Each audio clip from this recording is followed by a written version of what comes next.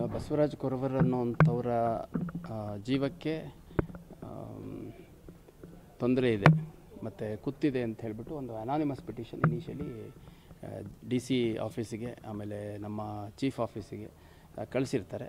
ಅದೊಂದು ಅತ್ಯಂತ ಗಂಭೀರ ವಿಷಯ ಆಗಿರೋದ್ರಿಂದ ನಮಗೆ ಅದರ ಬಗ್ಗೆ ಅಗತ್ಯ ಕ್ರಮ ಕೈಗೊಳ್ಳಿ ಅಂತ ಸೂಚನೆ ಬಂದಿತ್ತು. ಹಾಗಾಗಿ ನಾವು ನಮ್ಮ ಇನ್ಸ್ಪೆಕ್ಟರ್ ಒಬ್ಬರಿಗೆ ನೇಮಿಸಿ ಆ ಒಂದು ಪಿಟಿಷನನ್ನು ಏನು ಅನಾನಿಮಸ್ ಇದ್ದರೆ ಜನರಲಿ ನಾವು ಎನ್ಕ್ವೈರಿ ಮಾಡಬಾರ್ದು ಅಂತಿದೆ. ಅದರ ವಿಷಯದ ಗಂಭೀರತೆಯನ್ನು ಅರಿತು ಸಂಪೂರ್ಣ ಅದರಲ್ಲಿ ಮೆನ್ಷನ್ ಮಾಡಿರುವಂಥ ಎಲ್ಲ ಅಂಶಗಳನ್ನು ನಾವು ವಿಚಾರಣೆ ಮಾಡುವಂಥದ್ದು ಮಾಡಿದ್ವಿ. ಅದ್ರ ಜೊತೆ ಯಾವ ವ್ಯಕ್ತಿ ಜೀವಕ್ಕೆ ಅಪಾಯ ಇದೆ ಅಂತ ಹೇಳಿದರು ಅವ್ರಿಗೂ ಕೂಡ ಒಂದು ನೋಟಿಸನ್ನು ಕೊಟ್ಟು ಯಾರಿಂದ ಇದೆ, ಯಾವ ಕಾರಣಕ್ಕಿದೆ ಅನ್ನೋಂಥದ್ದು ಕೂಲಂಕುಷವಾಗಿ ಮಾಹಿತಿಯನ್ನು ಪಡ್ಕೊಳ್ಳುವಂಥ ಕೆಲಸ ಮಾಡಿದ್ವಿ.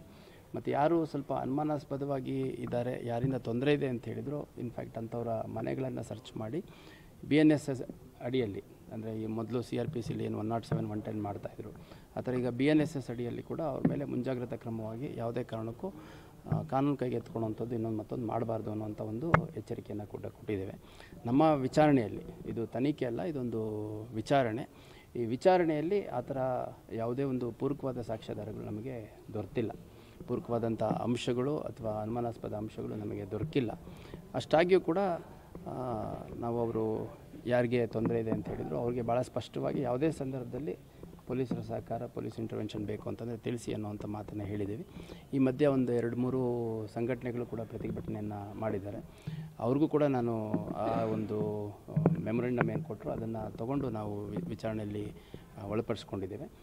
ಅದ್ರ ಜೊತೆಗೆ ಯಾವುದಾದ್ರು ನಿರ್ದಿಷ್ಟ ಮಾಹಿತಿ ಇದ್ದರೆ, ಈಗ ಜನರಲ್ಲಾಗಿ ಹೇಳುವಂಥದ್ದು ಒಂದು ಕಡೆ, ಜನರಲ್ಲಾಗಿ ಹೇಳಿದಾಗ ಏನಾಗುತ್ತೆ, ನಾವು ಅಲರ್ಟಾಗಿ ನಾವು ಮಾಹಿತಿಯನ್ನು ಕಲೆ ಹಾಕುವಂಥದ್ದು, ನಾವು ವಿಚಾರಣೆಯನ್ನು ಮಾಡುವಂಥದ್ದಾಗುತ್ತೆ.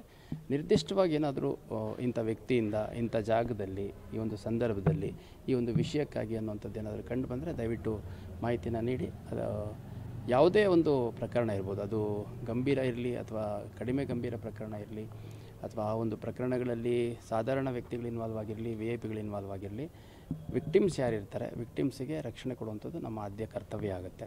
ಹಾಗಾಗಿ ಆ ಒಂದು ಕರ್ತವ್ಯವನ್ನು ನಾವು ಅತ್ಯಂತ ಜವಾಬ್ದಾರಿಯಿಂದ ನಿರ್ವಹಿಸಲಿದ್ದೇವೆ.